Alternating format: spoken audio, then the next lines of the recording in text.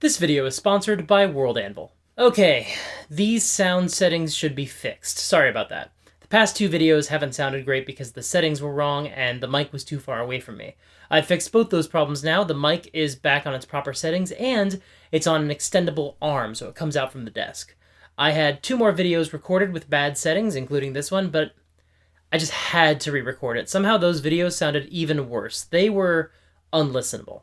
But recording today means I get to use a gift that came from my Amazon wishlist, my new tripod. This was sent by a UK D&D player who plays with folks from the US and Eastern Europe. They said they all watch and enjoy the videos, so thank you so much to the Worldwide Sunday Gaming Group. It's so helpful. It makes recording 1,000% easier because I'm not battling with a tiny tripod that can't handle the weight of my camera or my teleprompter. Thank you so much. I feel like this lighting might look a little spooky, but I'm recording this late at night when I realized that previous version of this video was not usable. When the 4th edition of D&D came out, the designers experimented a lot, changing the style of the game in a few fundamental ways. This is not a 4th edition video, although I am working on one, keep your eyes out for that.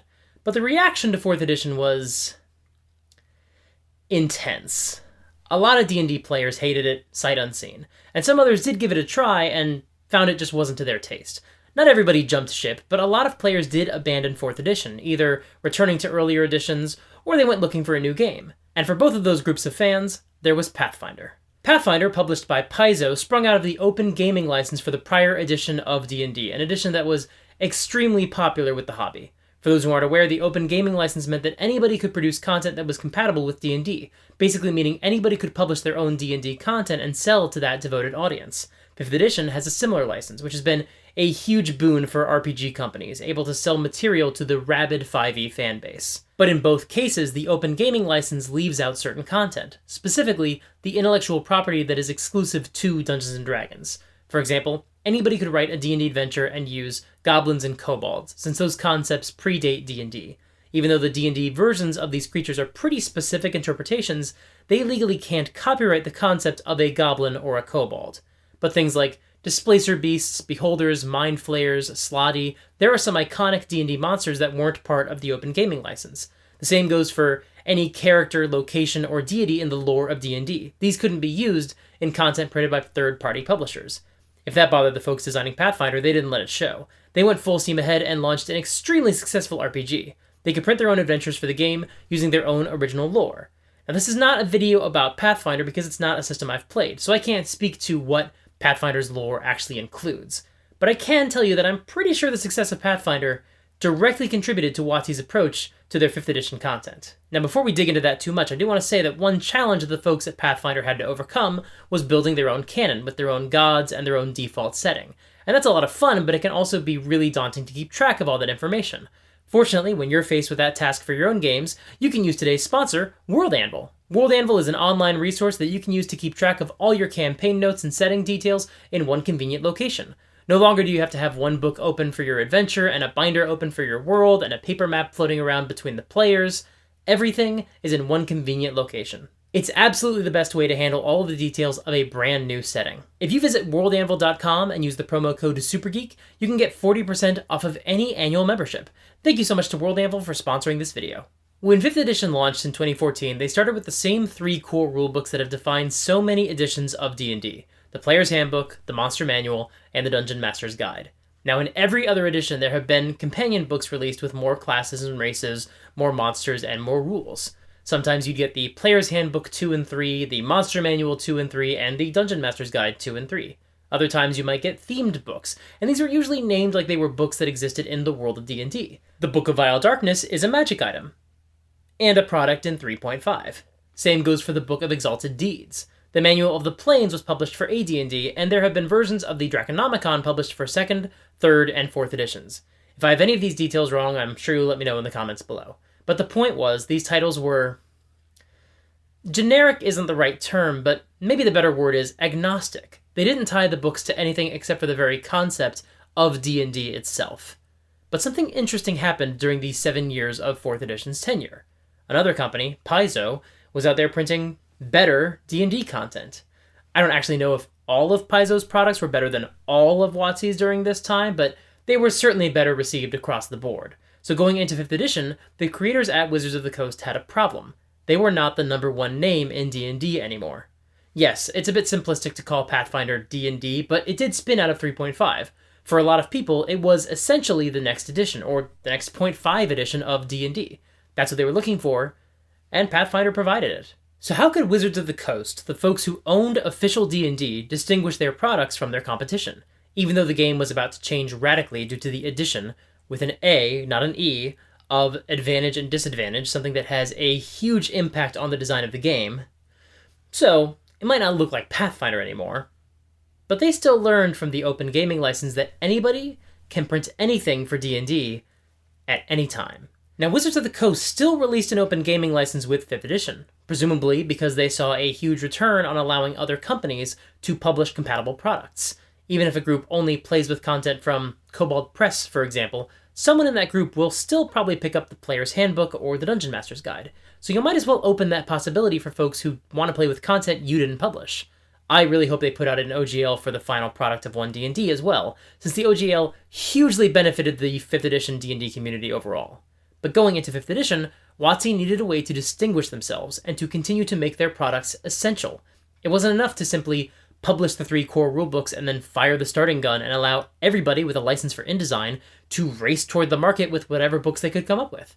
If they did that, they would lose. They would still sell plenty of books, but ultimately they would need a way to set themselves apart. When 5th edition was released, they leaned hard into the Forgotten Realms as the default campaign setting. And at the time, I was annoyed. In fact, I still kind of am. I don't personally enjoy that decision. But now, 8 years later, I look back and I understand exactly why they did this. For the same reason that their version of the Monster Manual 2 was Volo's Guide to Monsters, and their version of the Player's Handbook 2 and 3 were Xanathar's Guide to Everything and Tasha's Cauldron of Everything. Their themed books wouldn't be named after general terms like Manual of the Plains, Necronomicon, or Draconomicon. Instead, we got Mordenkainen's Tome of Foes, Van Richten's Guide to Ravenloft, and Fizban's Treasury of Dragons, because they couldn't control what everybody else published for D&D. Except when it came to the intellectual property itself. That they could control. But it goes beyond just the titles of the books, or the default pantheons, or the racial descriptions included in the Player's Handbook. It goes beyond making the Forgotten Realms the standard setting for most of their published adventures. It impacts the adventures they choose to publish in the first place. Throughout the run of 5th edition, I've had complex feelings about the decisions made regarding which adventures to publish. I really like the fact that all of these adventures are closely tied into some of the most iconic aspects of D&D lore. Execution aside, opening their edition with a 2-part adventure about Tiamat is a sound idea in theory. And honestly, the first half is bogged down by the company's objective to highlight the Forgotten Realms as a setting. Hoard of the Dragon Queen reads as a surface-level tour of the Sword Coast. And while that's a subject for another day, it's the first step in their mission to introduce the Forgotten Realms to a larger audience, by making it the default setting for 5th edition D&D. They followed that adventure up with their own version of the Temple of Elemental Evil, at least after a fashion, which also drills down on a specific location in the Sword Coast, the Desserin Valley. Out of the Abyss threw every iconic demon lord into one book. And also, the players can meet Drizzt Do'Urden, the most famous character from the D&D novels, at least as far as the characters who were being published contemporaneously during 4th and 5th edition.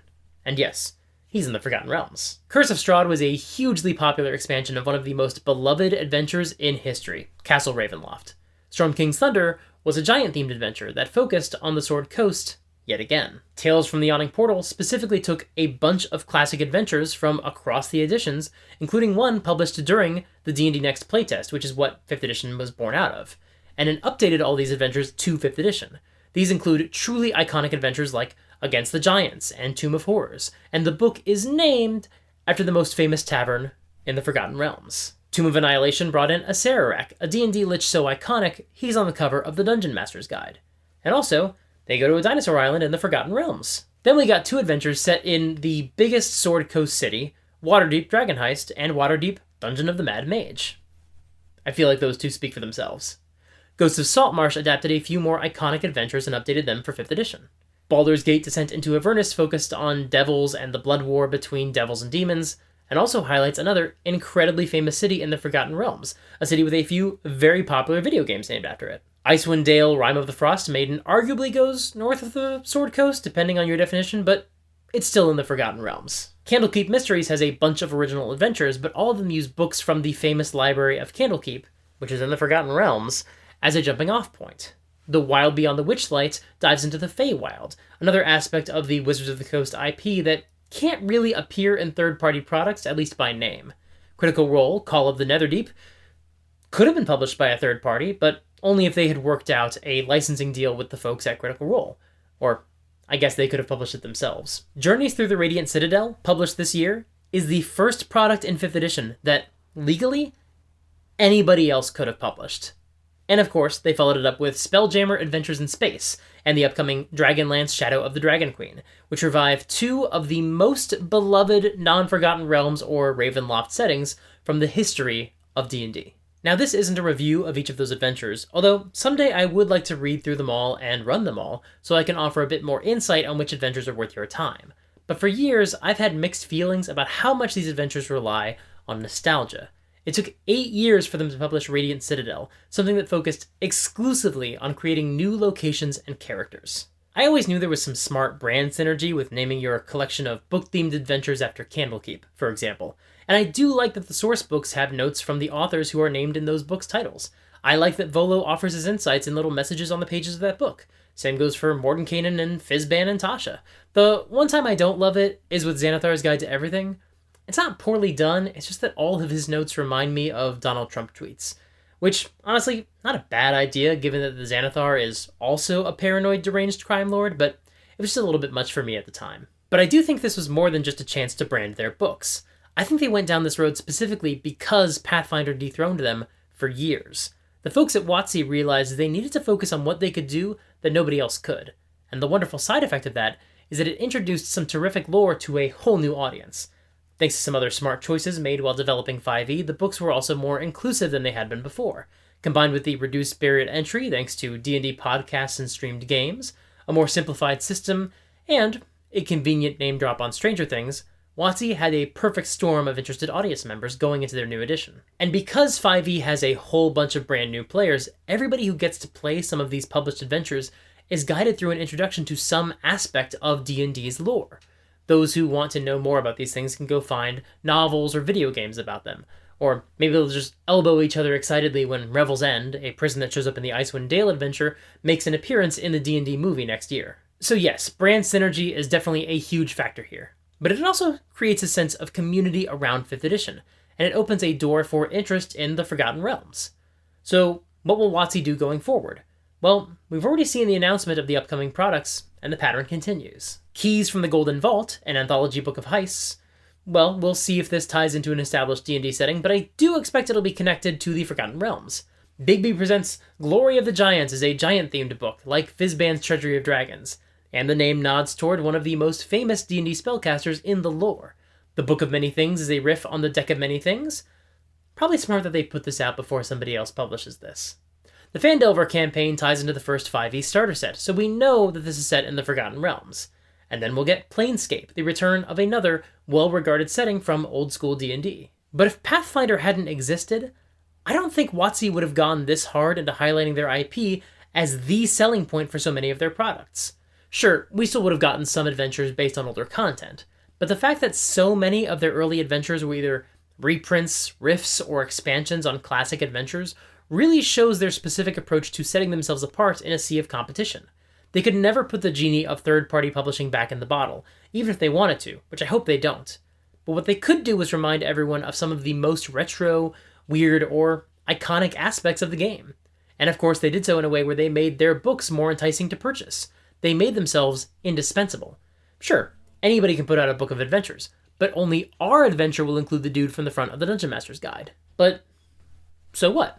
What does any of this matter, besides just being a bit of insight into the mindset that may have guided WotC's business decisions? Well, first, it is good to know why WotC makes the decisions they do.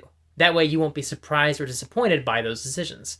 Like, even if we do get an open gaming license for 1D&D, I personally think it's preposterous that anybody thinks the Artificer will be included in it. That is a piece of their IP that is totally copyright protected, and they're not going to give that up. And once you see the pattern of their publications, I think that becomes fairly clear. But knowing this can also help you decide where to put your money. Essentially, you should know what you're buying when you buy WotC's D&D products. Fizban's is not the only 5e compatible D&D book about dragons, but it's the one that had the most copies printed and the most reach. and it has specific ties to dragons from across the history of D&D. It has the Draconians from Dragonlance, for example. It has a dragon fused with an Elder Brain, something specific to WotC's content. Is that enough of a reason to buy this dragon book over others? That's up to you. But being able to ask that question is really valuable when you're making your purchases. And like so many other things, your style of playing and running D&D plays a major role in this as well. I love introducing new D&D players to the wider lore, and specifically, I'm really curious how this lore was filtered and adapted for a new audience in 5E's products. So I hungrily devour every 5E WotC product I can get my hands on. But if you don't care about those things, if you don't care about their lore, then you don't need to get WotC's books. You might discover that some third-party publishers have what you're looking for instead. In the new year, I plan to start reviewing some D&D content from third-party publishers, introducing some of these items to you in case you haven't heard of them. That's partially going to be possible because of the Patreon tier we reached at 50 patrons. It wasn't just about upgrading my sound, but giving me a budget I can spend on D&D products. I also have a lot of game supplements, both from WotC and third-party publishers, in my Amazon wishlist, which is in the doobly-doo below. And I'm going to set up a P.O. box, so if there's something specific you'd like me to review and it's not on my Amazon wishlist, that could be the best way to make that happen. Again, likely I won't get a chance to dive into some of these reviews until the new year, but I'm really excited to do so. And going through these products will give us a chance to talk more about the different styles your game might take, and how these products can line up with these various approaches. Thank you so much for watching. This is something that I don't think other folks have really talked much about, and I just think it's a super interesting topic. I look forward to hearing your thoughts in the comments below. If you want to support the channel, there are a few ways you can do that. You can subscribe and ring the bell to see my videos as soon as they come out. That really helps tell YouTube that this is a popular channel and helps recommend it to more people.